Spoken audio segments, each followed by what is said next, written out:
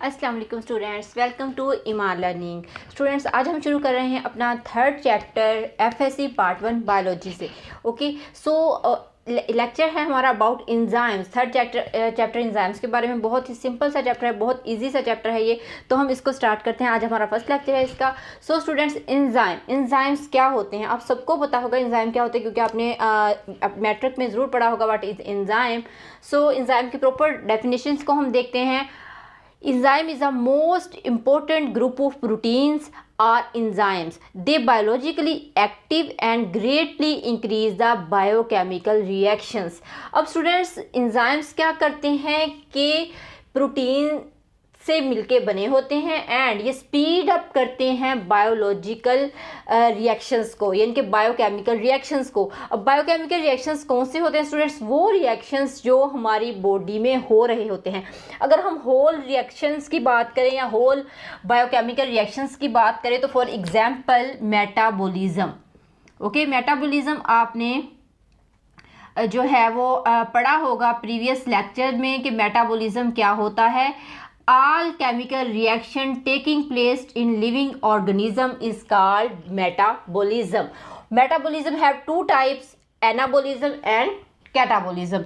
तो जितने भी रिएक्शंस हमारी बॉडी में होते हैं वो क्या है? मेटाबॉलिज्म है, और वो स्पीड अप होते हैं with the help of enzymes. इसी वजह से हम एंजाइम को क्या कहते हैं? Biological catalyst.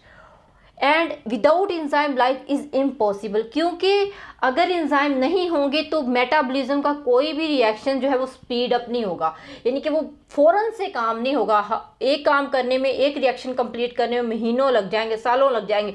So life is impossible, क्योंकि इनसाइड द लिविंग ऑर्गेनिजम्स जो प्रोसेस हो रहे होते हैं वो बहुत ही स्पीड अप हो रहे होते हैं। ओके, हमें एनर्जी चाहिए तो हमें बहुत स्पीड से एनर्जी चाहिए। अगर हमारी बॉडी में एनर्जी है तो हम फंक्शन परफॉर्म कर सकते हैं। तो वो एनर्जी कब आएगी? जब केमिकल रिएक्शंस होगा, जब हमारी बॉडी के अंदर बायोलॉजिकल जो केमिकल्स हैं, बायोलॉजिकल जो मॉलिक्यूल्स हैं, मैक्रोमोलिक्यूल्स, उनकी ब्रेकडाउन होगी। तो वो ब्रेकडाउन कैसे होगी? With the help of enzymes. Enzyme होंगे तो वो ब्रेकडाउन फास्टली होगी और बॉडी जल्दी से वर्क करेगी और अपने प्रॉपर फंक्शन को परफॉर्म करेगी। एंड अगर हम बात करें स्टूडेंट्स एंजाइम्स की कंपोजिशन पे, so enzymes are composed of 100 of amino acids and make a globular structure due to coiled form. तो एंजाइम्स क्या करते हैं स्टूडेंट्स? ये कॉइल्ड फॉर्म बना लेते हैं अपनी स्ट्रक्चर के हवाले से। तो इस कॉइल्ड फॉर्म को हम क्या कहते हैं? Globular structures. हमने प्रोटीन का स्ट्रक्चर पढ़ा है। प्रोटीन की दो स्ट्रक्चर्स होते हैं, एक होता है फाइब्रस प्रोटीन और एक होता है ग्लोब्यूलर प्रोटीन। सो ये जो स्ट्रक्चर है एंजाइम्स का, ये होता है ग्लोब्यूलर। अब यहाँ पे लिखा हुआ है 100 ऑफ अमाइनो एसिड। इसका क्या मतलब है? एक्चुअली जब 100 अमाइनो एसिड मिलेंगे, बहुत सारे अमाइनो एसिड मिलेंगे तो बनाएंगे क्या? वो प्रोटीन ही बनाएंगे। तो हम यहाँ पे इनडायरेक्टली बात कर रहे हैं स्टूडेंट्स प्रोटीन के बारे में। ओके, सो नेक्स्ट हम बात करते हैं इसकी एक्टिव साइट पे। अब हम इसकी एक्टिविटी कैसे होती है? So active site and substrate क्या होते हैं? Catalytic activity restricted to a small protein part called active site. यानी कि जो एंजाइम की एक्टिविटी है, जो एंजाइम की परफॉर्मेंस है वो क्या होती है? रिस्ट्रिक्टेड होती है स्मॉल प्रोटीन पार्ट के ऊपर। इनके बहुत छोटा सा पार्ट होता है उस प्रोटीन का। किस प्रोटीन की बात कर रहे हैं हम ग्लोब्यूलर प्रोटीन की बात कर रहे हैं, जो एंजाइम के तौर पे काम कर रही है। ओके, तो वो छोटी सी साइट पे रिस्ट्रिक्ट होती है। उसी छोटी सी साइट को हम कहते हैं student active site. And reactant called substrate. अब रिएक्टेंट जो होते हैं स्टूडेंट्स वो सबस्ट्रेट होते हैं। रिएक्टेंट क्या होते हैं आप सबको पता है? आप मुझे कमेंट सेक्शन में भी बता सकते हैं।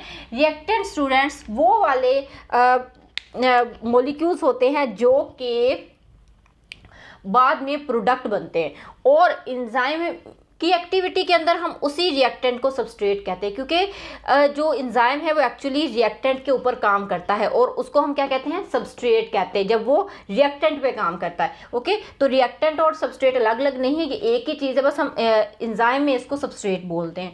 आई होप सो आपको समझ आ गई होगी। अब हम इसी बात को स्टूडेंट्स समझ लेते हैं with the help of diagrams, क्योंकि डायग्राम मोस्ट इंपॉर्टेंट होती है बायोलॉजी के अंदर। कहीं भी आपको डायग्राम नजर आए तो फ़ौरन से आपने क्या करना है? उस पर प्रैक्टिस करनी है, और चाहे क्वेश्चन 2 नंबर का है, चाहे क्वेश्चन 4 नंबर का है, आपने डायग्राम उस पर बना देनी है, क्योंकि इससे इंप्रेशन बहुत अच्छा पड़ता है एग्जामिनर पे, और क्लास वर्क में भी आपके टीचर पे बहुत अच्छा इंप्रेशन पड़ता है और टीचर आपको फुल मार्क्स देती है या गुड आपको साइन मिलता है। ओके, सो स्टूडेंट्स बात करते हैं इसके स्ट्रक्चर पे। तो यहाँ पे है एंजाइम, ये मैंने इसका राउंड स्ट्रक्चर बनाया है जिसको हम क्या कहते हैं, ग्लोब्यूलर स्ट्रक्चर, यानी कि एंजाइम। एंड एंजाइम ये ऊपर इसके क्या है, सबस्ट्रेट है। अभी ये सबस्ट्रेट एंजाइम के साथ जुड़ा नहीं है, ये इसकी एक्टिव सेंटर है, या हमने जिसको कहा था स्मॉल प्रोटीन पार्ट, जहाँ पे किसी भी एंजाइम की एक्टिविटी रिस्ट्रिक्ट करती है। तो ये वो एक्टिव साइट है जहाँ पे आके सबस्ट्रेट ने बाइंड करना होता है। और ग्रीन कलर में स्टूडेंट्स आपको नजर आ रहा है जो पार्ट, वो है कोफैक्टर। ओके, तो विदाउट कोफैक्टर एंजाइम जो है वो प्रॉपरली फंक्शन परफॉर्म नहीं करता। ओके, तो कोफैक्टर भी ज़रूरी होता है एंजाइम के अंदर। तो यहाँ पे स्टूडेंट्स क्या होता है, अब मैंने इसको यहाँ पे बाइंड कर दिया है, अभी यहाँ पे हम इसको बाइंड नहीं करेंगे, ये जाके एंजाइम के साथ बाइंड करेगा। तो हम यहाँ से अभी इसको रिमूव रखते हैं। तो ये हमारे पास सबस्ट्रेट है और ये अलग से क्या है, हमारे पास कोफैक्टर है। ओके स्टूडेंट्स, तो क्या होगा कि नेक्स्ट पॉइंट पे एंजाइम सबस्ट्रेट का कॉम्प्लेक्स बन जाएगा, और इसी तरह ये जो कोफैक्टर हमने बनाया है ये भी यहाँ पे आके जुड़ जाएगा, यानी कि ये इसके कॉम्प्लेक्स बनने में जो हेल्प करता है स्टूडेंट्स वो कोफैक्टर है। ओके, तो विदाउट कोफैक्टर वो एंजाइम और सबस्ट्रेट का कॉम्प्लेक्स ठीक से नहीं बनेगा, तो एंजाइम अपना प्रॉपर फंक्शन परफॉर्म नहीं करेगा। ओके, तो एंजाइम सबस्ट्रेट का कॉम्प्लेक्स बन गया with the help of cofactor, and then ये वाला जो प्रोसेस है वो चेंज हो गया प्रोडक्ट में। ओके, तो ये जो हमारे पास सबस्ट्रेट थी, सबस्ट्रेट क्या बन गई, प्रोडक्ट बन गई। ओके, तो यहाँ पे जो कोफैक्टर है वो वैसे का वैसे ही रहा, क्योंकि कोफैक्टर ने सिर्फ इसके फंक्शन को प्रॉपर करने में हेल्प किया है, ये खुद प्रोडक्ट नहीं बनाएगा। ओके, ये वैसे ही एंजाइम के साथ रह जाएगा। अब ये जो एंजाइम है स्टूडेंट्स, ये दोबारा से रीयूज होगा किसी भी बायोकेमिकल रिएक्शंस में। ओके, तो एंजाइम जो है वो जब भी अपना फंक्शन परफॉर्म कर लेता है, यहाँ पे आपने ये चीज़ समझी होगी कि एंजाइम हमें वापस मिल गया है, ये ज़ाया नहीं होता, कहीं नहीं जाता, तो ये हमें वापस मिल जाता है और ये दोबारा से उसी बायोकेमिकल रिएक्शन में अगेन यूज़ हो जाता है। अगर हम इसी स्ट्रक्चर को एग्जाम्पल्स में देखें, ओके, एग्जाम्पल में एक्चुअली जो एंजाइम है वो कैसे अपना रोल प्ले करता है, हमने पढ़ा ना मेटाबॉलिज्म को। सो यहाँ पे हम एग्जाम्पल्स की बात कर लेते हैं स्टूडेंट्स। सो फर्स्ट नंबर पे आपको जो एग्जाम्पल नजर आ रही है, यहाँ पे हमारे पास सुक्रोज प्लस वाटर, ये रिएक्शन हो रहा है with the help of sucrase enzyme.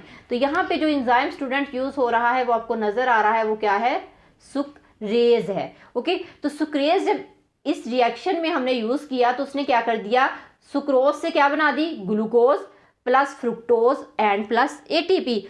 अब अगर आप अपने माइंड को रिकॉल करें ज़रा, तो आप समझेंगे कि ये रिएक्शन कौन सा हो रहा है, मेटाबॉलिज्म एक्चुअली हो रहा है। और मेटाबॉलिज्म की कौन सी टाइप हो रही है यहाँ पे स्टूडेंट्स, यहाँ पे हो रहा है कैटाबॉलिज्म। कैटाबॉलिज्म क्या होता है students, breakdown of large molecule.